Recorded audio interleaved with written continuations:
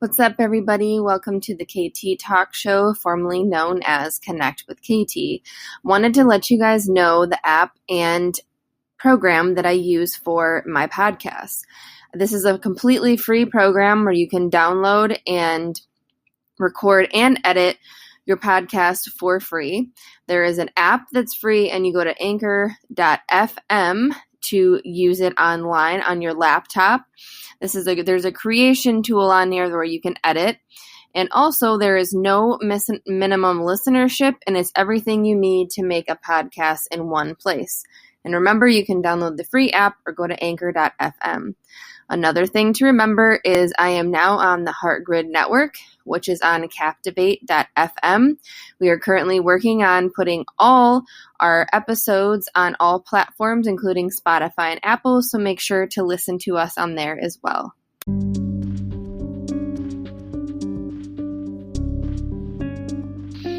If you guys don't already know, the KT Talk Show is now on the Heart Grid Network. The Heart Grid Network is now on captivate.fm, and we are working on moving all our episodes to all other podcast platforms like Spotify and Apple. So be sure to check us out, the KT Talk Show on the Heart Grid Network, and other shows that you can find there as well. Good evening, everybody, or good afternoon, wherever you are tuning in from. This is the KT Talk Show, of course, your host, KT. And this afternoon, I have my guest. We had met on Poddit, and I wanted to bring her on. This is Sandy Lorice. So I wanted to bring her on because she specifically reaches out to women over 40, just all aspects of being a woman and not being afraid to talk about, what comes with being a woman. And as you know, I always want all my guests to have some sort of message or story to tell on where they came from, how they got here, and just talk about, why they got into this. So Sandy, why don't you go ahead and introduce yourself and kind of tell us about what you do, your podcast, website, and then we can, get into the good stuff. Okay. Thank you so much, Katie, for having me on your podcast. I'm really thrilled. My name is Sandy Lowries, as you said, and I have a podcast called The Good Girl Confessional, the name of which is quite a tongue-in-cheek nod to societal and patriarchal views that women should be quiet, well-behaved, subdued, and good, which clearly I'm not quiet. I have opinions, and I feel that every woman has a story that should be told. And the platform for the Good Girl Confessional is exactly that, a platform where women 40 and beyond can tell their incredible stories, and as I like to say, their hard-won wisdom.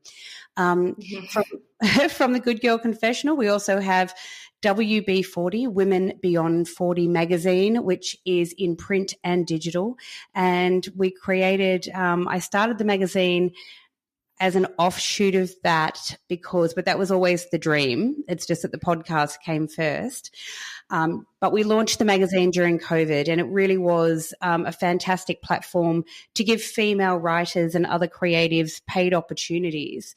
But also it was a really great vehicle for women beyond 40, beyond 50, beyond 60 and over who are doing incredible things to be able to tell their stories, to be able to share their wisdom with the world, because for too long, women, once they hit the age of 40, are basically sidelined. And we see this in every aspect of life, in the corporate sector, in workplaces, in television, in media, in print media, and representation really matters. Yeah, well, that's very beautiful. And how did you get started in this? Yeah, so the Good Girl Confessional actually started life as a blog in 2013, and I found myself on the other side of 40, being suddenly single after a very long-term marriage, and I wanted to, from a writing background, I guess it was kind of a cathartic real life diary of dating, sex, relationships, after the age of 40, and especially after coming out of the cocoon and safety of a long-term marriage. The world looked completely different in terms of dating. Prior to that, when I met my ex-husband, we were quite young. I mean, I didn't even know about online dating. And so when I came out of that long-term relationship, suddenly everything had changed. And it was a whole new playing field. And I thought it was quite fascinating to share my story. At the time, I had young teenage children. And because I was talking about things that were quite raw and quite honest, I started out writing under a pseudonym, which was The Good Girl Confessional. And it was cathartic, but what happened was it started to garnish a small but incredibly loyal following of women who were also going through that experience themselves and thinking that they had been the only person feeling the way they were. And through that, I realized that this was way bigger than me. The blog kind of developed into not just talking about me and my exploits, but it became a vehicle really to talk about larger women's issues. And I started to invite other bloggers on as guest writers. Eventually it grew up, and I guess the reality is the Good Girl Confessional then, evolved into a podcast, which was not about me, but about the stories of other women who have done some kind of extraordinary things. Wow, that's so awesome. That's so cool to hear. I love your story. And do you have, so with all the women that come to you, and you said you started this as a blog, which I think is so awesome because that was that first expression for you. And then, you got feedback and you brought all these women together, which is so beautiful. What do you notice that most women, in their 40s and 50s, like what are they struggling with? Like, I guess within the last, like, let's say 5 to 10 years, have you noticed, or is it always different?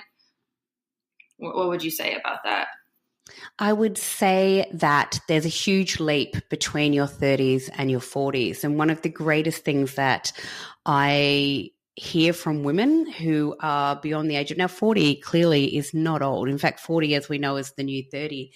But this kind of really interesting dynamic starts to happen to women once they're over 40, which is, and I call it the invisible women syndrome, so that women start to get overlooked for promotions in the workplace, beyond the age of 45. Women start to feel completely unrecognized, unnoticed, in boardrooms. They are fighting harder to make it through their careers, even though they should really be at the top of their game. And they feel that they're being overlooked. We're starting to see, I guess when you hit that age group, what you start to see is that you see less and less representation of yourself portrayed in television and film, in print media. And unless you are an incredibly youthful looking high-end celebrity, really the ordinary woman who is 40, 50, 60, 70 is not really portrayed. And, the thing is, we can talk about women who are fantastic role models in those age groups, but you can name them all because they're so rare. Now, that's not true in life. In life, there are millions and millions and millions of incredible role models, women who are over 40, over 50, over 60, etc., doing so many incredible things, forging incredible companies, leading incredible organizations, and they're not really getting the recognition that they so deserve. Yeah.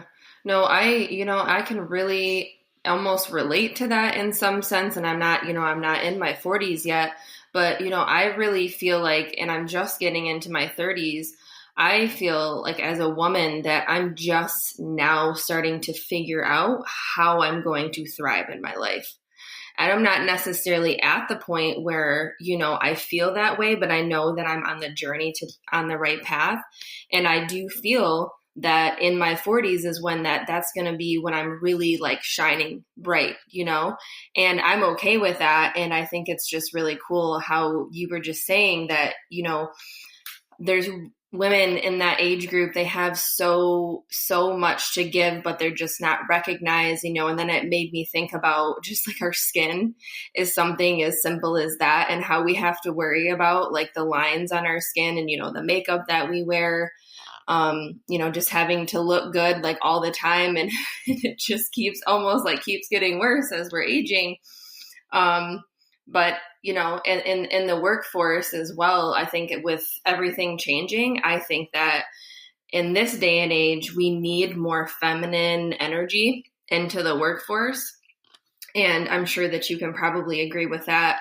And you said that you were an entrepreneur. So I didn't know if you could maybe, talk a little bit about that, like being an entrepreneur within that age group, and kind of, that women that are out of the workforce, because of what happened, like how can they, what can they do? Or like what, things could you say to women right now that are in that age group to help them kind of inspire them to, follow more of their passion?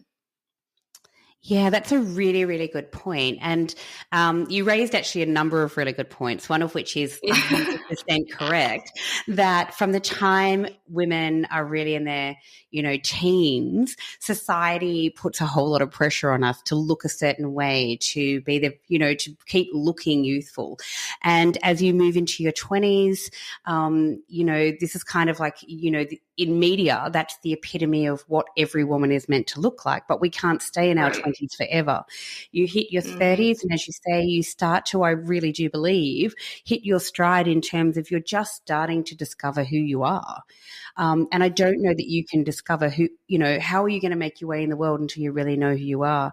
The beautiful thing for women in your age group to look forward to is once you hit your 40s, it's almost like an awakening. I do believe that women in their 40s, there's this whole, it's very cliched, but people say life begins at 40. There's a reason that adage I now know is true.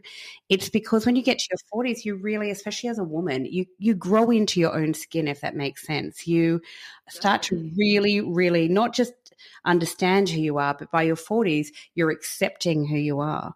And we continue to grow, and we continue to change, and we continue to evolve as humans.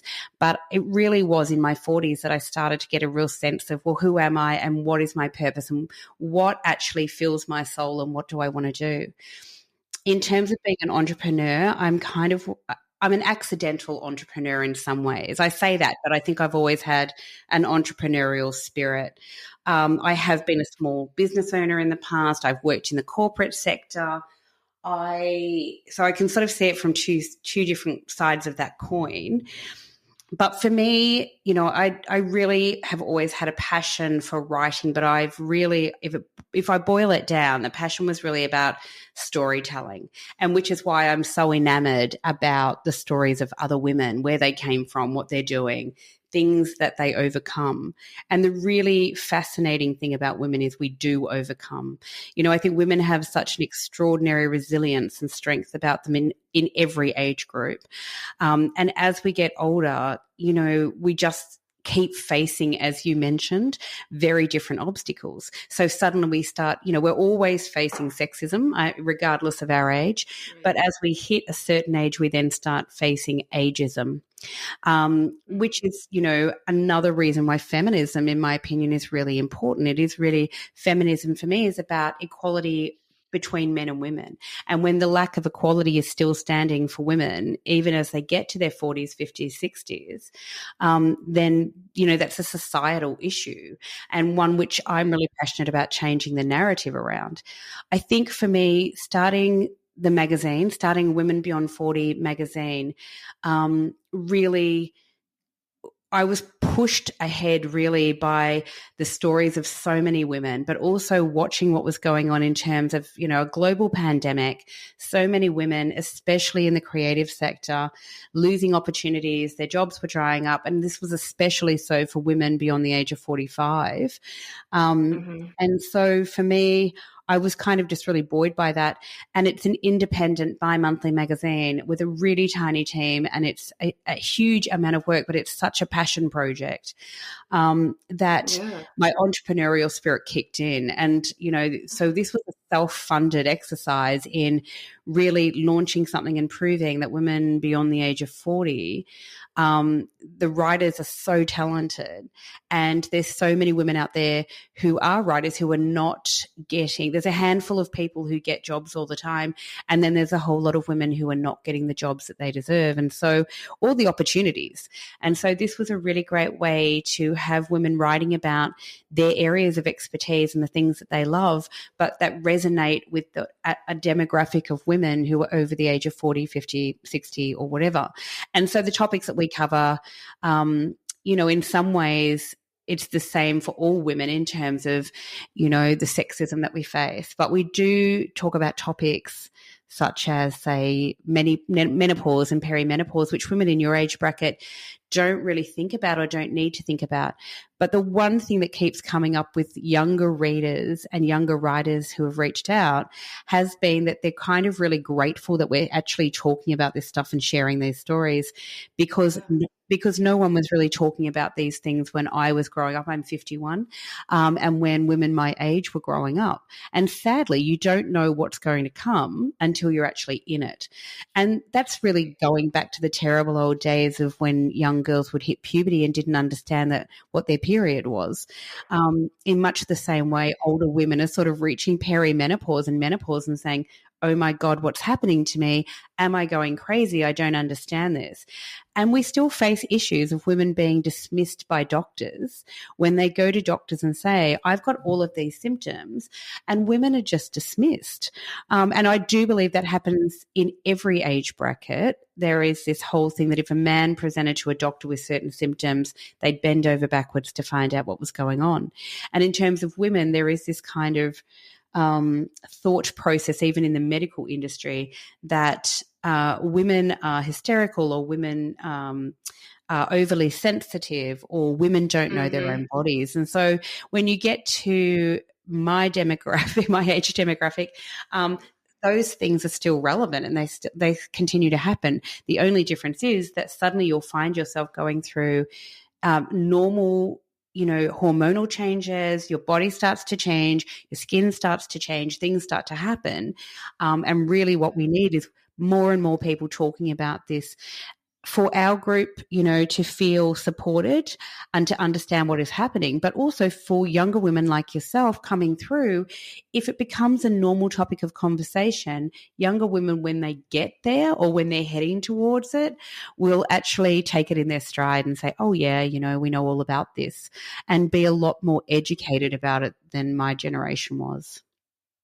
No, yeah, I love that, because that's exactly what, stood out to me, is because you just have, so many different women with so many different kinds of stories, and they're so beautiful, and then just seeing in all the pictures, I have it pulled up too, and just seeing all their faces, and it's very inspirational. I just want to tell you that too. Very inspirational. Thank you so much. Some of these women are my daily inspiration. It's really, yeah. It's so beautiful. Oh, so beautiful. And what we love about it is the diversity of the women that come on both the podcast and have been in the magazine. And so, both culturally, so we've got a very, the women who have appeared on both the podcast and, as I say, in the pages of the mag, come from all different nationalities, backgrounds, religions. But what's really beautiful as well is that when the podcast, The Good Girl Confessional, they've all lived quite through different experiences. And so, and some of these women, to give your listeners an idea, some are disruptors, some are change makers, some are cancer survivors. We've had a clown doctor. We've had a cult survivor. We have, amazing cooks who have, published cookbooks. We've got authors who have written both fiction and non-fiction. And we've had disability activists, just a whole range of women who bring with them different life experiences and really fascinating stories because of it. Yeah, and it's beautiful that it's global too. Women from all over. It's not just in one specific area. You have women coming from all over the place, which is so awesome, because sometimes when you make a big enough impact, and you say the right things, women mostly, are just so we come together so well and we stand strong together, I believe. So I also wanted to ask you, because you kind of already answered one of my other questions. I was going to ask you if you tend to, even though you reach out and you have mostly women over 40, do you still get quite a lot of people in their younger, like people in their 20s and 30s that are reaching out to you? I was going to ask you that, but I think that you kind of already answered that. And then also with the women that you work with, I know that, I don't know how much we talk about like self-care, and kind of like the spirituality, but that's kind of something that's been fairly important for me as far as just knowing who I am. So I didn't know if that was something that if there's any practice that you have, or if there's anything that that you do with women that are on your podcast or in your magazine, that you do together, or anything. Is there anything that you do like that, or is there any recommendations that you have for women in their 40s and above, that so they can kind of figure out more of who they are at that age? So that's a beautiful question, actually. So one of the really amazing things that we do have, which is an offshoot of the Good Girl Confessional Facebook page, is an online community of women. And it really is a private group that women can join, really to lift each other's spirits, which was really important, especially during COVID. And I'm in Melbourne, Australia, and we went through an extraordinarily tough lockdown initially. Look, it's paying off now because our numbers are so low. But that was difficult for a lot of people. But what it did do, because we have women in that group from all over the world, as you mentioned, was really we were all sort of unified by a collective experience like no other. Obviously, 2020 was a hell of a year, and 2021 is, it's still got major issues. But what that little community does is uplift other women. And it really is a safe space where we have zero tolerance for bullying or aggression towards other women. And it's a supportive place where women can help each other, and you will see weeks where it's just a lot of people sharing really amazing memes or videos or things that actually just make you laugh, which is great. And then sometimes there will be someone actually asking for advice. Hey, this is happening, and what does everybody else's experience with that? Or we're talking about menopause or whatever it may be. And there are younger women in that group. And so it is not restricted to women who are 40 and over. And that's a really important message as well, is that although we've done this platform, because what we found was there's so many platforms out there for younger women, I started, I was really inspired to start the platform with some extraordinary collaboration with so many great women, because there wasn't really a platform like this for my age demographic, which is why we started it. But having said that, we're really passionate about paving the way for younger women as well. I mean, the whole thing would be to share that wisdom to inspire younger women coming up. And as you asked me before about being an entrepreneur, I would say to younger women and to women in my age demographic as well, is that bringing communities of women together, or being a part of a community of women, whether that is a book club, whether it's a spiritual group, whether it is an online Facebook group, whether it's, whether you join a running group, whatever it may be, there's a powerful force that happens when you bring big groups of women together and they're all on the same page. And that doesn't mean that we all have the same views and we all agree with each other all the time. Right. What it means is that we really want to see other women rise and, to change the demographic of this, ridiculousness that women are pitted against each other and that we're competitive. And there is always an element of that, as there are amongst men. But I think the reality is most women, when you ask them, they want to see other women rise. And, they don't want to just spend their life tearing other women down. And I guess the big advice is, if you are a woman who finds yourself being really competitive and really sort of pulling other women down, is perhaps to just look inside and kind of question, well, why am I doing that, and what am I afraid of? I always say there's enough room at the dinner table for everyone, and so mm-hmm. Definitely, 100%. Right. And so when one of us rises, we all rise. And in helping other women rise, we all rise. I mean, that's the whole thing. So I think, unfortunately, I have spoken about this before on my platform and other platforms, is that women are still fighting for that place at the table. And so there are so many firsts. We've had the first Prime Minister in Australia. We've had, you guys have got now the first female VP and first woman of colour to be the VP. So there's always these firsts, and while there are still these firsts, there's this kind of narrative that plays out, especially in male-led media, that there can only be room for that one woman at the top.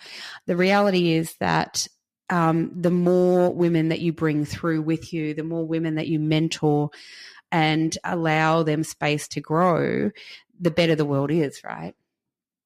Oh, yeah. I love how you said that. You even said it a couple times about just bringing women together and knowing that really, every woman is there to inspire no matter what age. I actually, really get along better with women that are 10, 15, 20 years older than me, just because I want to keep learning, and I want to know, like, how did you get through your 30s? How did you get through your 40s? And, what can I do differently that you did when you were younger? So it's just cool because I know that there's a lot of women my age that feel the same way. So I just wanted to make that comment that, I know that I personally vibe better with women that are older than me. And like I said, I think it's just the wisdom and kind of just knowing really more of who you are at that age. And I just think it's really cool that you're bringing, again, not only just everybody globally, but just women of every age are wanting to learn from what you're doing. So that's really cool. I think that's a beautiful testament to who you are too, Katie, that you're clearly really open to learning. And as you say, so many women hold wisdom that, pearls of wisdom that younger women can learn from and thrive from and avoid the same mistakes. And definitely, right? Like just with your health and, like I would have not drank as much alcohol in my 20s, I would have stayed out of the sun and used moisturizer. Right. Oh my gosh. I know. I would have took better care of my skin and oh my goodness. Yes, exactly. Just those little things that we like sometimes take advantage of, I swear. But the one bit of wisdom, I guess, that I wish someone had told me when I was younger is to really embrace yourself for who you are. This whole body shaming, weight shaming, age shaming thing that we have going on in the world, in Western societies is just really, it's so detrimental to women on the whole. And how much of our lives do we spend as women worrying about what am I going to wear? How much do I weigh?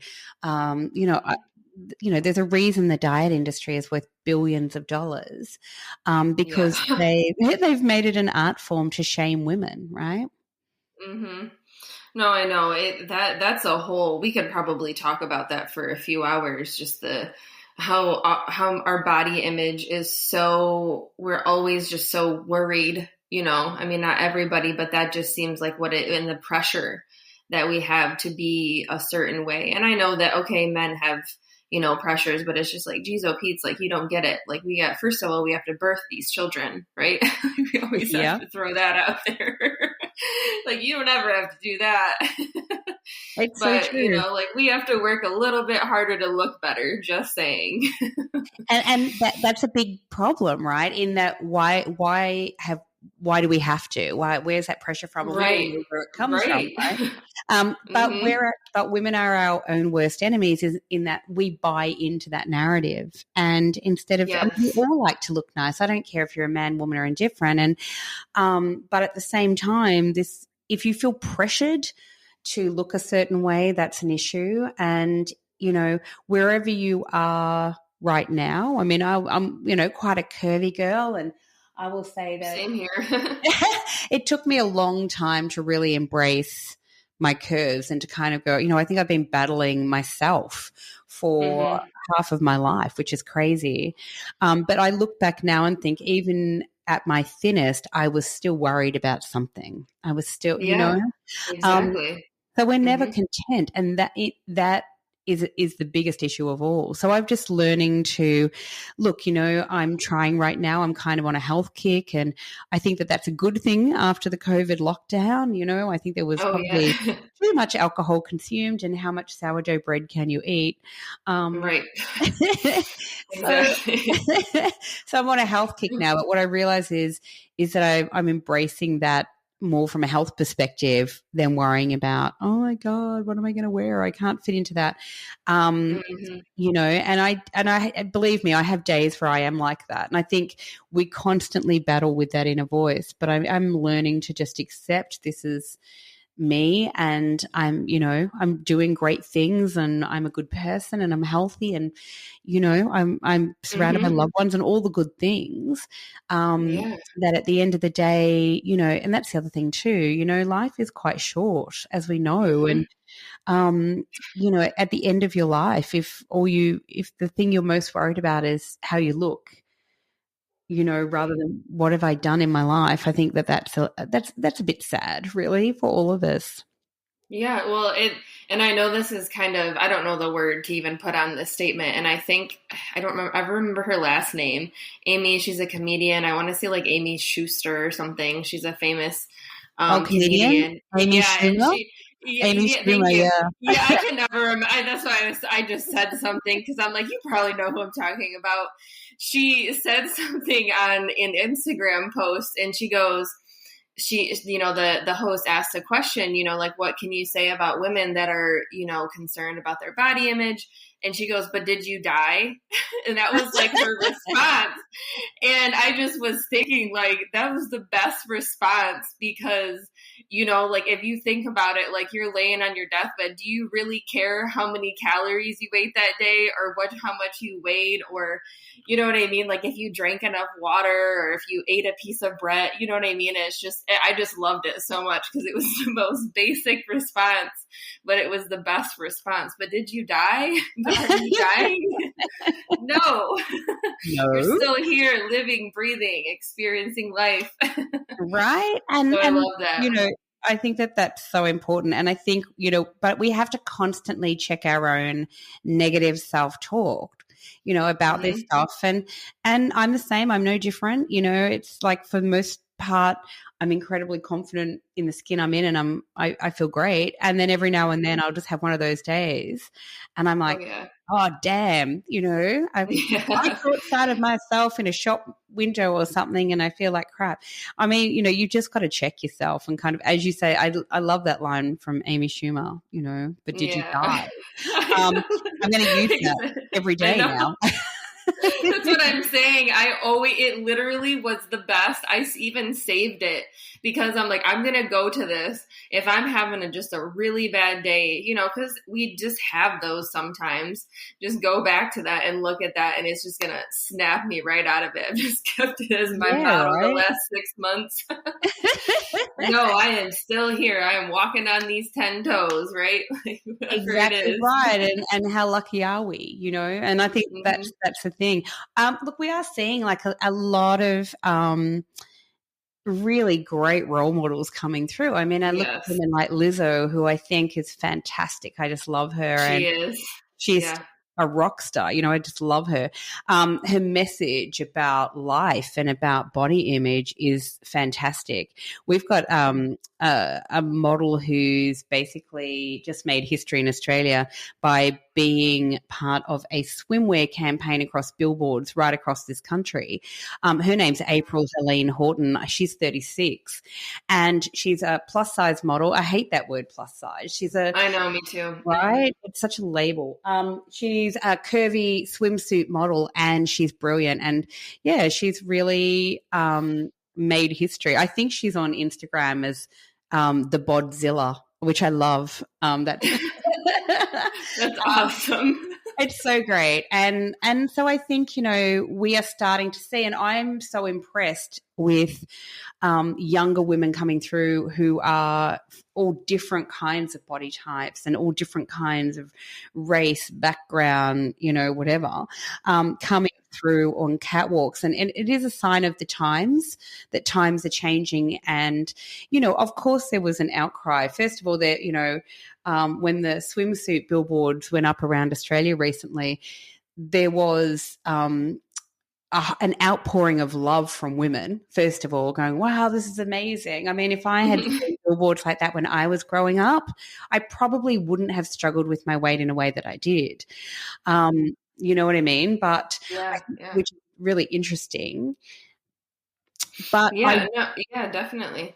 But then the haters are going to hate, and they do come out of the woodwork. And then, there's all these, of course, you get people who will fat shame and people who will carry on about, but is she healthy? She's not healthy. What kind of role model is that?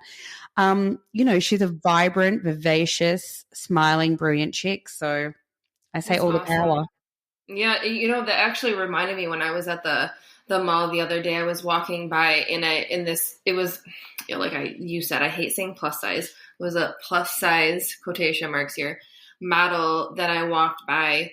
And, she had a little bit like a little chubbiness, whatever you want to, I don't know what you want to call it. We have words for things, like a little bit hanging over her bathing suit. And I was like, see, I'm like, and she's got some big hips and, some big boobs and she was letting them hang out a little bit, but it was the best model I think I've ever seen in the last like 20 years. She was just, it was so natural. And just seeing that just made me feel, as a curvy woman, and I'm sure you can, you can relate. It was just, I just sat there and just like looked at it for probably like a couple of minutes because this is so awesome. This is so great to see that we're kind of coming through, not all the way, but just enough to where enough women are coming together, like we talked about earlier, to make an impact on not just a few, but like the world, globally, like you're doing now. Oh, thank you. And as you yourself are doing for your age group, right, which is brilliant. And, I do think, look, the world is changing definitely, but it's not changing enough. And one of the things on my platform is that, we have a number of people who are contributors either on the podcast or in the mag who are from the disability sector. And you realize like how overlooked people of color are, how people in the disability sector are, again, in media. I guess the big thing in terms of, curvy models is that much the same as, the disability sector and people of color, representation matters. It absolutely matters. And if you're not opening a magazine where you see yourself reflected back, that's detrimental. And, let's face it, if you're growing up and you happen to be like I'm, a white Australian with green eyes and, red hair and whatever, I could find a million images of me reflected back. But if you're a person of color, if you're like in Australia, if you're an Aboriginal, Indigenous person, Torres Strait Islander, representation matters. It's important to see those images when you open a magazine reflected back at you. If you are a person living with a disability, and, we have to change the narrative around disability as well, that it's not just about people in wheelchairs. There's a range of disabilities that go on, that those people need to be represented and they need to see themselves, especially kids who are growing up. Right? It's about 100%. Normalizing and being inclusive, because society is not all one thing. It's just not. No, it's not. And that was a really other great point to make about, having the influence on younger younger females, because, I think about my daughter, she's going to be 12 this year, right? So she's getting into that preteen, going to start her menstrual cycle. And I was kind of just thinking, like, how can I always trying to think of how I can be the best role model for her.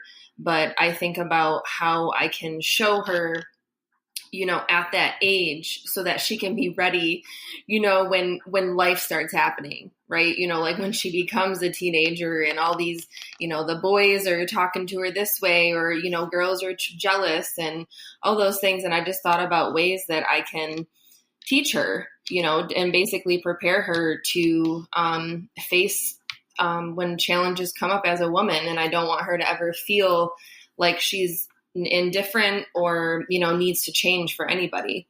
So I'm just glad that you brought that up, because that's really important for me right now, especially with the age that my daughter is at. So.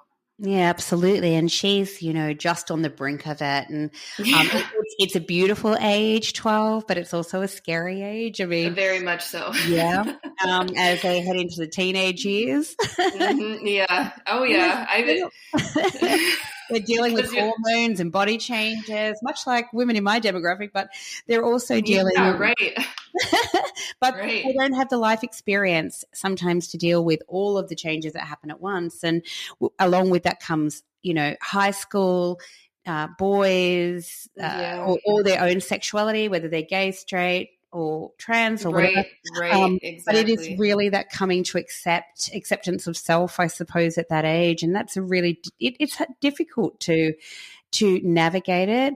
I think being open and honest and allowing a platform. Like I have 3 children who are grown up now, and I always, we all make mistakes as parents. None of us are perfect, and we're constantly learning. We're constantly learning. So one of the things we can do as women who are mothers, and not every woman's a mum, of course, and but as women and as mothers, is to take the pressure off ourselves that we're all meant to be perfect, because we're not. We make mistakes and life is messy. But one of the things that I really tried hard to do and believe I've achieved, and I'm so grateful for it now, is having a really open mind and saying to my children there was nothing they couldn't come home and talk about. And that really paid off when certain experiences in their life were going on where they felt they could just come home and tell me. And I'm really, really grateful for that. And it's just so important. And, for kids to feel supported regardless of what they're going through. Kids make mistakes, of course. Adults make mistakes. So, of course, kids are going to make mistakes along the way, right? And, I think, any advice I can give, I guess, being on the other side with grown-up children now is that, and, my youngest is 20. I don't think you ever stop worrying. Right? And at his age, I can continue to guide, but at the end of the day, he will assert, and rightly so, that he's an adult. He can make decisions for himself, and all you can do, as I say, is still be there and make sure that the door is always open if they want to come home and talk about things, because, I'm sure, even in our 30s and 40s and whatever, we still want to know that we can turn to people, parents or other support people in our life, and know that we can talk our truth and that someone is listening, and that's really important. Oh, yeah, definitely. I think it's always very, very important to have that bond with your parents, if you can. I always say, we come up in different backgrounds, we have different stories, so not everybody is able to be close with their parents. But if you do have that bond, just being able to talk about one little mishap that they had at school, that they might, if they didn't have just that piece, of that communication piece of a mother-daughter, mother-son relationship, then they'd be holding up, and that can cause other things to happen later on in life. So that's another really great point, is that, because I say that to my daughter all the time, like, if anything happens, I don't care where it is, like, please come to me first, because obviously, I don't know if I'm going to be the first, because grandma's very important too. She loves her grandmother. But that was, just come to me for anything. And so far it's been good. So I just That's wanted to comment fantastic, on and that. how beautiful for her that she's got, two generations of women looking Yeah, after her and right. taking care of her, and that's really lovely. I think for me growing up, I didn't necessarily have the closest of families, but what I did have, Hmm. and I'm so grateful for, is an incredible group of friends that I met when I was 11, and that we continue to be friends to this day. And Awesome. so we've gone through everything, every life experience you can imagine. We've gone Yeah. through puberty together and getting boobs together, and first boyfriends and crushes. And, Yeah. That's we've, awesome. we've gone through, weddings, divorces, you name it. We've gone through kids. Some of us had children, some of us did not. Some got married, some did not. And this extraordinary group of women is still friends. We still, and they are, for me, that sort of takes it back to our very first opening of this podcast, is that sisterhood, and having Hmm. strong groups of women around you, supportive groups of women around you, is so incredibly important, because I do Oh know that yeah. whatever is going on in my life, if anything goes wrong, can turn to these women. And we've all been through some things. My dad had Alzheimer's. Other friends in my group are now going through that. Now I've lost both of my parents. Some of the group have lost a parent, or both parents, and so having that support network is just incredibly important. To have a group of women who you can walk into a room, they all know who you are. You don't have to share your story 1,000 times. They know it. You can just Right. walk in, cry, laugh, have a glass of wine together, and just know that you're fully supported. And this is what, having women around you actually can do for women, and why it's so important, I think, to create, for me, like to have created an online community as well for those women who perhaps have not been as blessed as I have and are not as lucky as I am to have those physical friendships. It's still really important to know that there are women out there who support you, understand you, hear you, and are going to be there for you. I don't know that we can put a price on that. No, you can't. And there was also something that you mentioned, like the way that the culture is, specifically in the United States. I don't know as much, as far as globally, like in Australia, I don't know, with society, how much, like I was saying, the pressure of, being a certain way, and not, and the jealousy, I feel like, just lingers around a lot. You have people in LA that are dressing this way, and Hollywood and stuff. But having a group of just like legit, females that are women, that are like-minded, it's becoming more and more common. And nowadays, I feel like, because that has been around for so long, and I think women now, like my age and older, are just kind of like taking a stand and just saying, like, look, like, this is not okay. This is why we're having to go to the doctor so often, and we're gaining weight because of the stress and the pressure, rather than just realizing that really what you need is a group of solid women, like you were saying, your friends, that can support you and get you through life, this roller coaster of life that we have to get through. Um, you know, Yeah. so it's Absolutely. important, That's been very my important. saving grace. A 40-year Hmm. friendship with, there's 10 women. I mean, it's a lot of women. And Yeah. people are so Hmm. blown away every time I tell this story, but it's actually factual. So 40 years of friendship, and, we're still going strong. I think it's really important. And I've met so many extraordinarily brilliant women along the way who are friends. And I think being open to other women and to hear their stories, and this is how we bond, right, is to tell our truth and be Yes. open to other people, without judgment, and just listen. We're all different. I think what's really interesting about this 40-year friendship with this group of women I have is that we're all very different personalities. We're not all the same, and that, I guess, if I take anything out of that, it's that if we just accept people for who they are and expect and kind of expect them to be different from us and embrace the differences rather than Yeah. being upset by the differences. That's where, true friendship and even in business, where true collaboration happens. Yes. Right. So yeah, 100% would agree with you on that one, because all those different ideas have more solutions to the problem, right? absolutely. And look, unfortunately, we have seen in terms of global politics, and I suppose, and this is not just aimed at the US because it's happening here in Australia as well to a lesser degree. But what we are seeing is, where different points of view become really just a step off point for people to show their racism, sexism, the misogyny, all of the things. There's a lot of hate in the world. And I kind of think, look, there's some pretty crazy ideas going around, let's face it, at the moment, conspiracy theorists and whatever.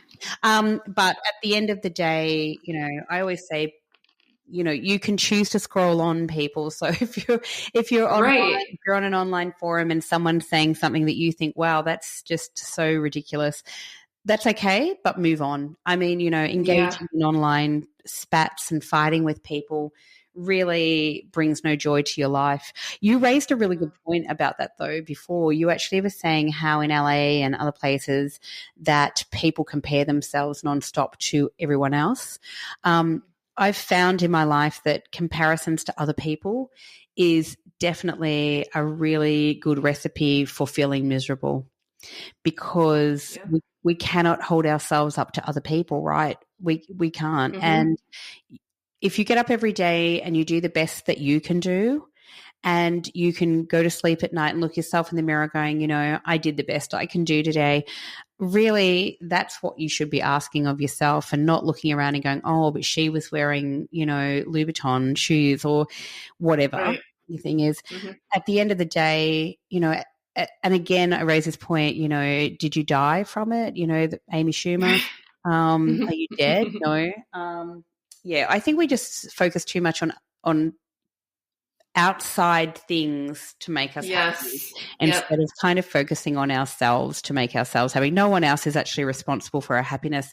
It took me a lot of years to figure that out. It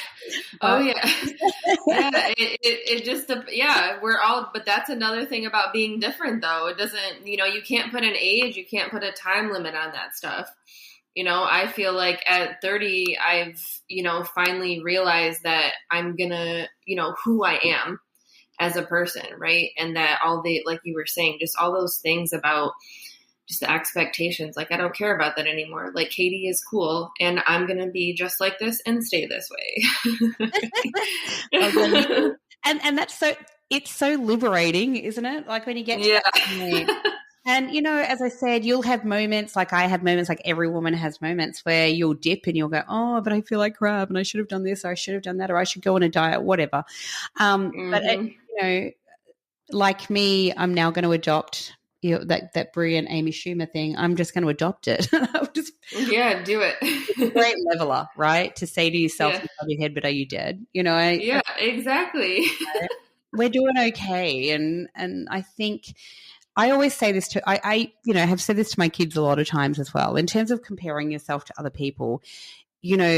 I've raised a generation who have grown up with Facebook, Instagram, all of those things, Twitter, whatever it may be, Snapchat, TikTok. It's hard for people not to compare themselves when they're constantly online looking at other people doing great things or looking amazing or having a brilliant life. But I always say, in my day, I can't believe I just said that, in my day. That's so old. But anyway, when I was when I was growing up, we had like cameras with rolls of film, right? So you go to a party and you take all these photographs, and then you had to take this. You couldn't see through, there was no digital photos. You didn't know what you were taking. And then you would take that roll of film to get developed, and you were so excited to get it back. Half the photos would be blurry. I remember. Right? Blurry or too dark or whatever. Now, if you got, and this is my thing to my kids, if you got one brilliant photograph out of that, that would be the photograph you'd likely put in a frame in your house. Right. Oh, wow, I loved that night. It was so much fun. It was so brilliant. Or they're the photos, the good ones are the ones you put in your photo album. You don't put the crap ones, the blurry ones, the ones that have chopped people's heads off or whatever Yeah. in your photo album, right? And so that's all Instagram really is. It is a snapshot of a moment, and every one of those images, and for influencers, you know, I think a lot of their images obviously are contrived, and that's okay because what they're selling is themselves. They're branding themselves, and that's okay too from a business perspective. But to look at people's everyday lives, they're just snapshots. They're just a moment in time of something that they did. Yep, they went to a great restaurant and that meal was fantastic, but you don't know what happened the next day. You don't Right. know if they were having a really Exactly. shit day that day. You don't know who lost their job. You don't know who was struggling to put petrol in their car that day, or you don't know who's going through a separation or a relationship disaster. You don't know all those things, right? And Yeah. because that's the other thing too. When I was taking photos as I was growing up and putting them in my photo album, I wasn't sharing photos of anybody crying. I wasn't sharing photographs of funerals. I wasn't you know what I'm saying? So Yes. the darkest times of our lives are Mhm. not the moments we capture. We capture the happiest, joyous, wonderful moments in our life, and that's Yes. okay. But I think if we keep that in perspective when we try and compare our lives to someone else, at the end of the day, you know, you can always find something joyous to share on an Instagram post, whether it's a flower in your garden or your dog or whatever. Yeah. Right? You don't need to compare yourself to anybody else. And if you're having a shit day, you're having a shit day, and that's okay too. Exactly. I hope No, I'm I allowed love to that. say that on this podcast. No, I love what you just said because that's it. It's perfect. I mean, it's not nothing's perfect, but it was just perfect what you just said. That's exactly how I feel. You know, it's just that one moment that you see. You know, they're putting these moments on their stories. Like, okay, that's just that moment in their life, right? Like that doesn't mean that's how they are 24/7. Their life is not sunshine and rainbows and unicorns all the time. Like, and that's just what a lot of people have to understand. And I still think that, you know, some of us struggle with that. But there's all kinds of things we can say about, you know, getting the notifications on your phone and how social media has basically like made us attached to our phones. That's a whole nother conversation in itself.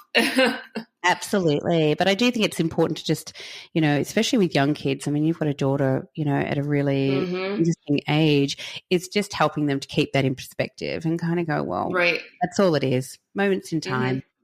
Yeah, I'll even admit she's not even allowed to have that stuff yet because I feel comfortable just having, you know, she's like my little nerd. We like to learn and do crafts and things like that together. We don't have to be on social media.